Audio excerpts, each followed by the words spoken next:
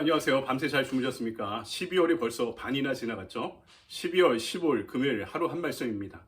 오늘도 한 달의 반이 지난 이 시점, 우리 대강절의 성탄절을 앞두고 있는 이 시점에 주님의 다시 오심을 기다리며 오늘도 하루 한 말씀으로 힘차고 은혜롭게 함께 시작하기를 바랍니다.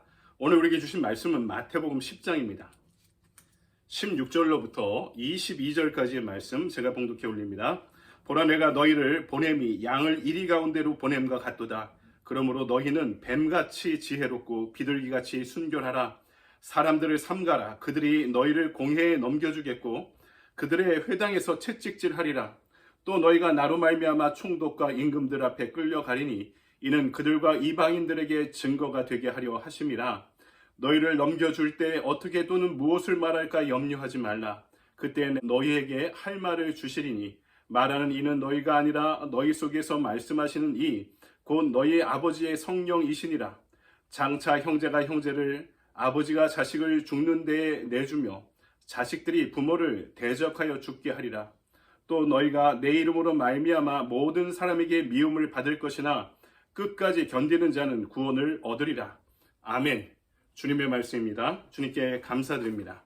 오늘 아침에는 우리가 읽은 말씀 가지고 잔혹한 세상에서 어떻게 견뎌야 할까라는 제목으로 하나님의 말씀을 증거하도록 하겠습니다. 오늘 예수님께서 전도자들을 세상에 보내시면서 보라, 내가 너희를 보냄이 양을 이리 가운데 보냄과 같도다. 그러므로 너희는 뱀같이 지혜롭고 비둘기같이 순결하라, 이렇게 말씀하시죠. 제자들이 나가 전도해야 되는 세상의 사람들이 이리 때 같다는 것이죠. 이제 예수님이 부활 승천하시고 앞으로 안 계실 텐데 예수님 없이 이들이 선교 활동을 해야 되는데 그들이 총독과 임금들 앞에서 미움받고 끌려다니게 될 것이다 라고 말씀하시는 거죠. 한마디로 말해서 앞으로 제자들의 운명은 이리떼 안에 들어가 있는 연약한 양과 같다, 이렇게 비유하고 말씀하시는 거죠. 여러분, 양이라는 동물은 천성이 낙천적입니다. 짐승들 중에 가장 연약한 동물이죠. 반면에 이리는요, 잔인하고 사나운 데다 양을 잡아먹는 것을 가장 선호하는 짐승입니다. 그러니 양이 그 속에서 살아간다 하는 것이 말이 안 되는 이야기죠. 얼마나 어려운가를 잘 알 수 있는 대목입니다. 그래서 양들이 이리떼 안에 들어가서 살아가는 데 있어서 필요한 것이 있다. 그것이 무엇이냐? 뱀 같은 지혜와 비둘기 같은 순결함이다 라고 말씀합니다. 오늘 이리가 가득한 이 세상에서 양과 같은 우리가 제자로 살아가기 위해서 이 잔혹한 세상에서 어떻게 살아가야 될까? 어떻게 이 잔혹한 세상을 견뎌야 될까? 오늘 말씀은 우리에게 그 교훈을 알려주고 있습니다. 먼저 오늘 예수님께서 사람을 조심하라, 사람을 삼가라, 이렇게 말씀하시죠. 17절, 사람들을 삼가라. 저희가 너희를 공회에 넘겨주겠고 저희 회당에서 채찍질하리라. 우리가 선교해야 될 대상이 사람인데 그들에게 미움을 받을 것이다. 얼마나 가슴 아픕니까? 바울의 경우에도 보면 하나님을 모르는 이방인들이 그를 핍박하기도 했지만 공동체 안에 있는 사람들로부터 받은 핍박, 동족들로부터의 핍박과 또 도전이 더 그를 힘들게 했었음을 알 수 있습니다. 디모데후서 4장을 보면 의도적으로 자신을 괴롭히는 한 사람 때문에 바울이 너무나 고통스러워하는 장면, 대목이 등장하는데요. 구리장색 알렉산더라는 사람입니다. 구리장색 이렇게 번역되어 있으니까 그냥 흔한 일을 하는 사람이라고 생각할 텐데 그것이 아닙니다. 금세공업자라는 아주 고급 직종에 있던, 공동체 안에 영향력이 있던 공동체의 리더였습니다. 그가 교회 안에서 바울을 대적하고 사사건건 시비를 걸고 그를 힘들게 했던 모양입니다. 교회 안에서 바울의 장점은 항상 덮어두고 그의 단점만 들추는데 열심이었던 사람입니다. 참다 못한 바울이 그에게 이렇게 말하죠. 주께서 그 행한 대로 갚으시리라. 바울이 이런 이야기를 할 정도니까 얼마나 그를 힘들게 했는가 하는 것을 알 수 있는 거죠. 근데 그 이리가 지금 교회 안에 들어온 사람이었다는 것이죠. 사람 때문에 성공하고 행복해지는 경우가 있는 반면에 사람 때문에 고통당하고 실패하고 손해보는 일도 많죠. 교회 안에도 참 다양한 사람들이 존재합니다. 교회나 세상이나 사람들을 이 사람이 어떤 사람인지 분별할 수 있는 현실적인 지혜가 필요하다는 거죠. 그리고 세상을 따라가는 게 아니라 세상으로부터 구별되는 순결함, 거룩함을 지녀야 그것을 더욱더 잘 분별하게 된다고 말씀하고 있는 것입니다. 사람을 여러분 잘 만나야 됩니다. 나이 들어 결혼이 급하다고 아무나 만나서 결혼하면 안 되는 것처럼 교회 안에서 성도들과의 만남이나 사회에서의 만남도 나의 삶에 지대한 영향을 끼치기 때문에 사람을 잘 분별하고 만나는 지혜가 우리에게 필요한 것이죠. 그런데요, 그 모든 만남들 중에 가장 기초적이고 근원적이고 중요한 만남은 하나님과의 만남, 그리스도와의 만남입니다. 양과 같은 성도들이 주님을 잘 만나고 동행해야지 이리들의 세상에서 보호받을 수 있기 때문입니다. 주님을 만난 경험과 깨달음과 사랑으로 사람을 만나야지 진정 사람을 조심할 수 있는, 삼갈 수 있는 지혜를 얻게 되는 것이죠. 아무리 개차반같이 사는 사람도 복음을 전도해야 될 대상입니다. 반대로 아무리 그 사람이 사회적 신분이 높고 도도해 보여도요, 나에게 유익이 되지 못하는 사람도 많습니다. 그러기에 주님의 자녀들이, 제자들이 이 세상에서 살아남기 위해서 사람에 대한 분별력을 얻는 것이 아주 중요한 덕목이라고 주님께서 말씀하시는 거죠. 이 사람이 나를 이용하려고 하는 사람인지, 아니면 참 힘들게 해도 주님께서 보내주셔서 주님의 복음을 전하고 사랑으로 품어야 될 사람인지, 이런 그 분별력이 우리에게 필요한 것이죠. 두 번째, 염려하지 말라 말씀하시죠. 양과 같은 제자들에게 필요한 또 하나의 덕목이 이리의 세상에서 염려하지 말고 살아가는 것입니다. 19절, 너희를 넘겨줄 때 어떻게 또는 무엇을 말할까 염려치 말라. 그때 무슨 말을 할 것을 주시리니. 주님의 일을 하다가, 전제가 있습니다. 내 생존을 위해서 무조건적으로 염려하라는 이야기 아니라 주님의 일을 하다가 하나님의 몸된 교회를 위해 사역하고 헌신하고 순종하다가 그로 인해 염려가 생겼을 때를 말하는 거죠. 그때 염려하지 말라는 것입니다. 주님께서 할 말과 해결할 수 있는 힘을 주신다고 약속하시는 거죠. 마태복음 6장 31절에 그러므로 염려하여 이르기를 무엇을 먹을까 무엇을 마실까 무엇을 입을까 하지 말라 하시고, 베드로전서 5장 7절에도 너희 염려를 다 주께 맡겨버려라 말씀합니다.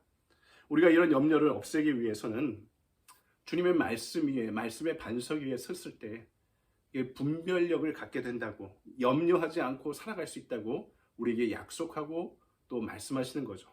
지구상의 사람들이 가장 많이 마시는 음료수가 코카콜라, 미국 사람들이 콕이라고 부르는 코카콜라입니다. 한때는 UN 회원국수보다 많은 세계 195개국에 진출했었고요. 이 코카콜라를 가리켜서 미국 문화의 천병, 자본주의의 우유다 이렇게 부르기도 했습니다.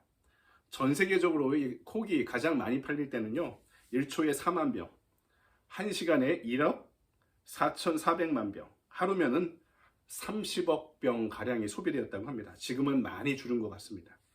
이 코카콜라가 세계를 점령하게 된 비결은 4가지라고 이야기하는데요.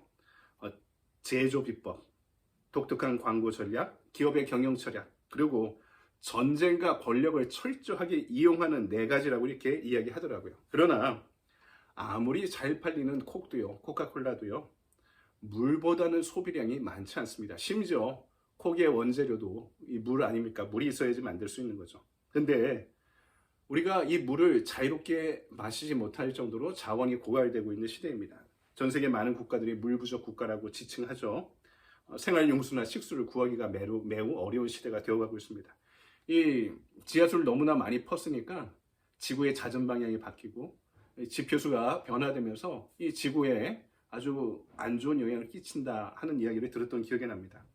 하지만 여러분, 성경 말씀은요, 영원히 메마르지 않은 생수가 있다고 말씀합니다. 바로 하나님의 말씀이죠. 우리가 이 말씀의 생수를 날마다 찾아야 되는 이유가 있습니다. 말씀만이 양이 이리 같은 이 세상을 이기는 힘이기 때문입니다. 뱀 같은 지혜로움과 비둘기 같은 순교람으로 주님 오시는 그날까지 인내할 수 있는 힘이 바로 이 말씀으로부터 나오기 때문인 것이죠. 이 아침에도 이 말씀의 우물에서 생수를, 영혼의 생수를 기를 수 있는 저와 여러분이 되길 바랍니다. 마지막으로 오늘 말씀은 이리 세상 가운데 살아가는 양과 같은 제자들에게 세 번째로 끝까지 견뎌라 라고 말씀하십니다. 견딘다라는 말은요, 고통을 면한다는 것도 아니고 고통을 회피한다는 말도 아니고 고통을 주는 원인을 제거한다는 표현도 아닙니다. 고통 가운데 있지만 그 가운데 맡기신 사명을 끝까지 다한다는 거죠. 예수님께서 십자가의 고통 가운데 운명하실 때도 뭐라고 마지막 말씀하셨나요? 다 이루었다 말씀하셨습니다. 사도 바울은 감옥 안에 있든 감옥 밖에 있든 가리지 않고 어떤 환난과 핍박 속에서 자신의 할 일을 끝까지 다 마쳤다 이렇게 고백합니다. 디모데후서 4장 7절, 내가 선한 싸움을 싸우고 나의 달려갈 길을 마치고 믿음을 지켰으니 아멘. 여러분, 환경이 너무 편하면 성도도 사람이니까 그 신앙이 태만해지고 세상에 빠지기 쉽습니다. 그러나 여러분, 하나님의 심판 중에 가장 무서운 심판은요, 방기하시는 것입니다. 죄를 범하고도 있는데 내가 너무 잘 되는 것입니다.